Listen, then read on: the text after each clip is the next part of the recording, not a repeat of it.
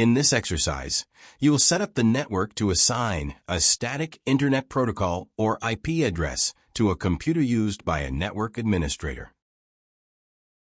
Step 1. Create and start the VMs. First, open PowerShell by clicking the search bar below and typing Hyper-V. Right-click the icon and select Run as Administrator. Enter the administrator username and password.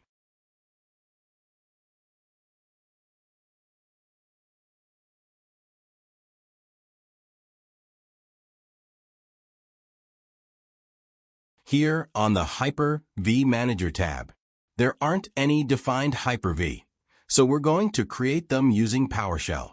Go to the Windows button again and start typing PowerShell. Run as administrator. Enter the administrator username and password.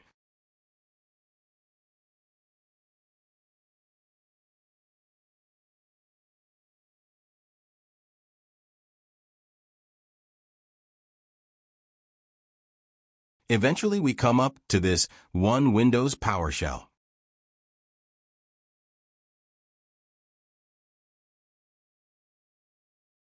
We're going to navigate first to the root of C by typing cdc/ and hitting Enter. Used ls for list. It shows all the folders that are inside. To navigate to BIS files, we're going to type cd space BIS.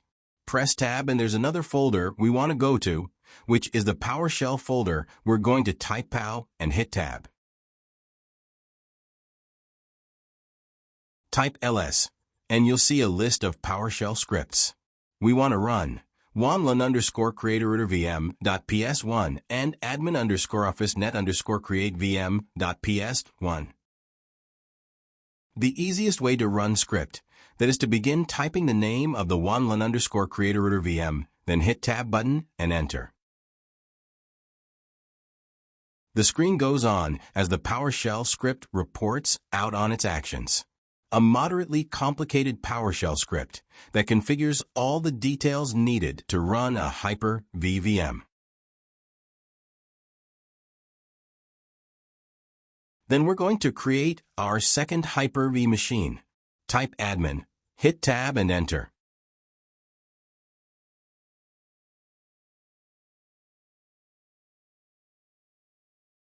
That's done as create two virtual machines. Back to the Hyper-V Manager. Let's look just for a moment at the settings at admin_officenet. Go to Settings. Or we can right-click and Settings. As often as the case, there's many ways to accomplish things. Go to the Office Net interface. Click the little plus sign to expand for details and click on an Advanced Features. We'll see that a static MAC address has been assigned for this device, and it's 00AD12345567. What it is in detail isn't important, except that we will use this particular MAC address as part of the lab as we assign a static IP address to it.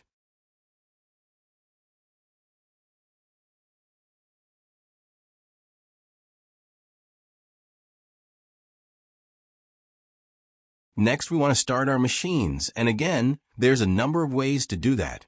First, I can click on this and go to Start. The second, I can click and go to Connect.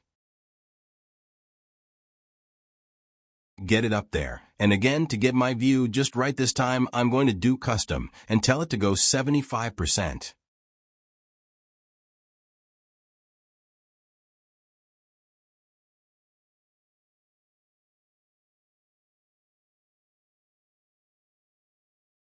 While that one's starting up, we're also going to start our other machine.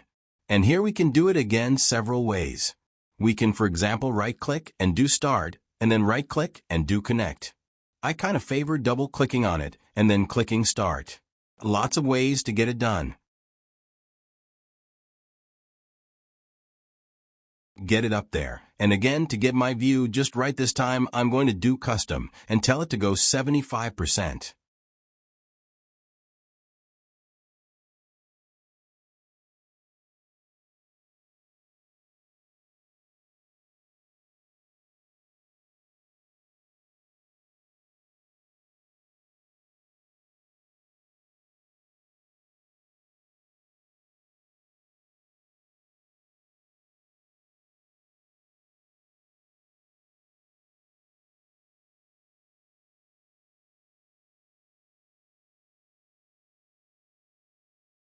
The router machine is now completely booted up.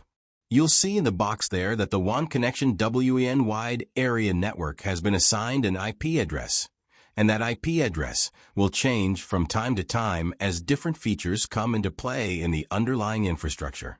The second network segment, the LAN segment or local area network segment, has been assigned a network range of 10.0.1.1 with a 24-bit mask. This means is that all the machines on this network will have 10.0.1.1 and something else as their IP address. We'll need to know that later. That was configured in a previous lab. This particular configuration, one WAN and one LAN, is fairly typical of something you might see at a home network or a small office network. Now to log into our admin machine. We're going to click on this particular user isadmin01 and use the password admin pass capital ADMIN capital PASS. So I hit the enter key and it's starting up that machine.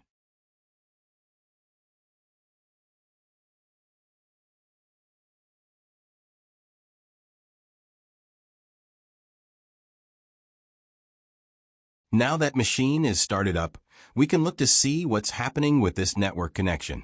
Click on this little network symbol up here. Go to Wired Connection, Wired Settings.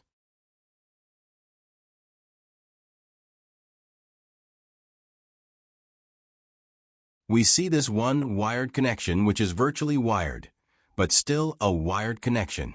We're going to click on the settings, and you'll see an IP address of 10.0.1.3, which is right at the beginning of the IP range assigned for DHCP for this LAN segment.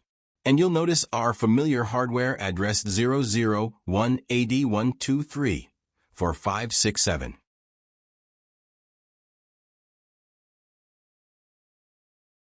The purpose of this lab is to have the router assign a static IP address to this machine, because we're going to use this machine for specific network functions later.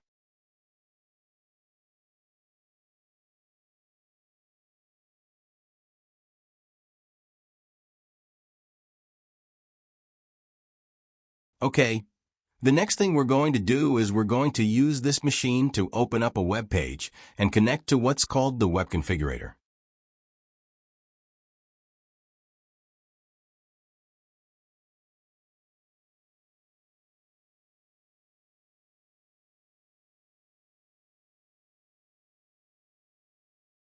For WAN LAN machine, this is the router, and there's lots of settings that can be done, and we're going to address a very few today.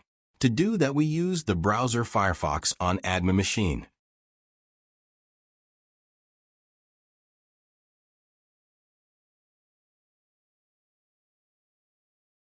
We open up the browser and we tell it to navigate to that particular machine's IP address. The web configurator is exposed on 10.0.1.1 IP address by that router using HTTPS protocol and hit enter. Click Advanced, then accept the risk and continue.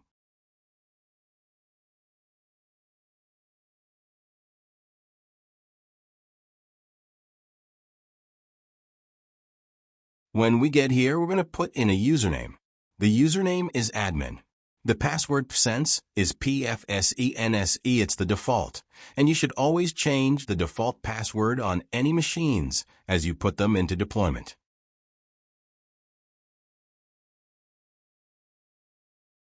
We're going to sign and tell it not to save the password.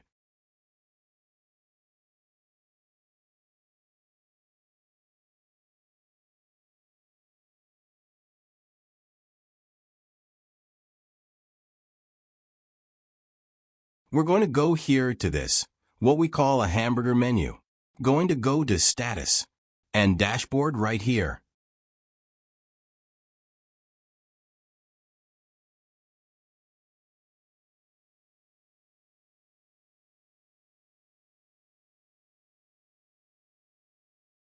We're going to page down and accept the conditions. Move, and you can see at the bottom that there are two interfaces, a WAN interface and a LAN interface. WAN for wide area network connecting to the outside world, to the internet. In the LAN interface, which is where devices will connect. Your house is probably set up a lot like this. Or apartment, a WAN connection that connects to the outside world. And then a LAN connection that handles all the devices within your home. And it's just probably used in small organizations. So that's where we're starting for our configuration.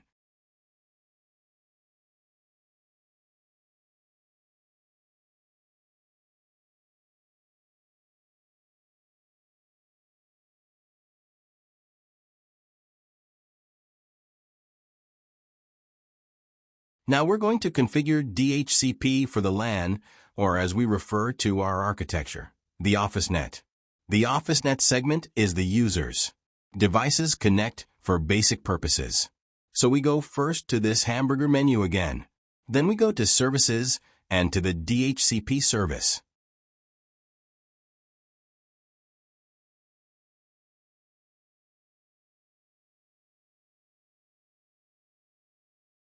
Please take a look. This is the service that turns on the ability to assign IP addresses to machines that connect on a particular LAN network segment.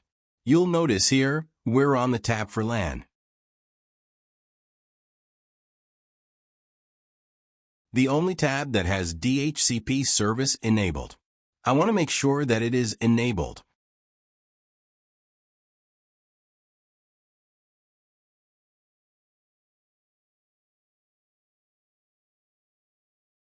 We go down here, we can look at some of these settings, and we're going to change the range. Right now it's set from 10.0.1.3 to 10.0.1.254. So all of the available IP addresses except for point 1 and point 2 are assigned to this general DHCP pool. What we're going to do is going to limit that down. So the general devices only connect up to 100. Our chosen network architecture depends on organizational preferences. What we're saying is regular devices have numbers below 100. And as we begin to assign servers, we're going to, or special static IP addresses, will assign them above 100. We're going to make it 99 so nobody accidentally uses 100. Down at the bottom and click Save button, which is just above the static mapping section.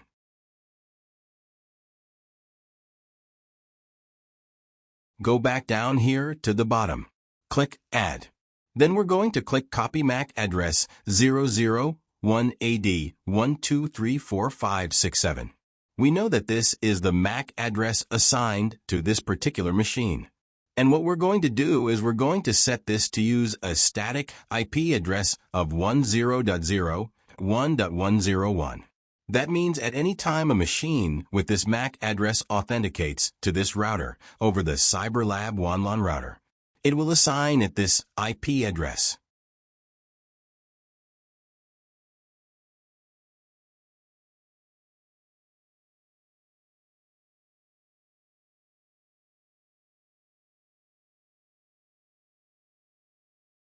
Now going to all the way down here and save again. And this time we need to do this button here, which is Apply Changes.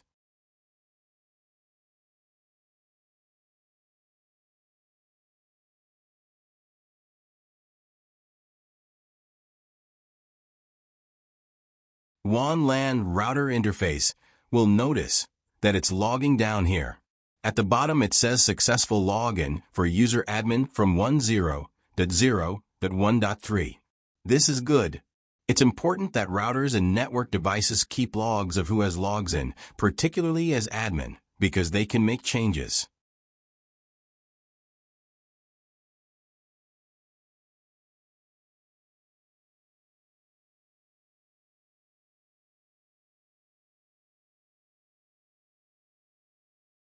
Next thing we're going to do is we're going to see if this is working.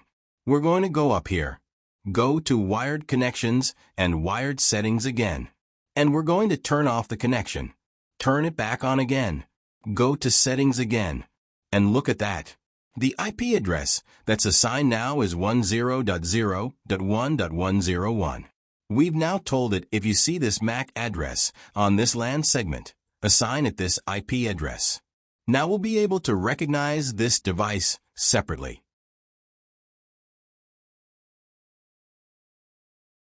That's all of the step. Good luck.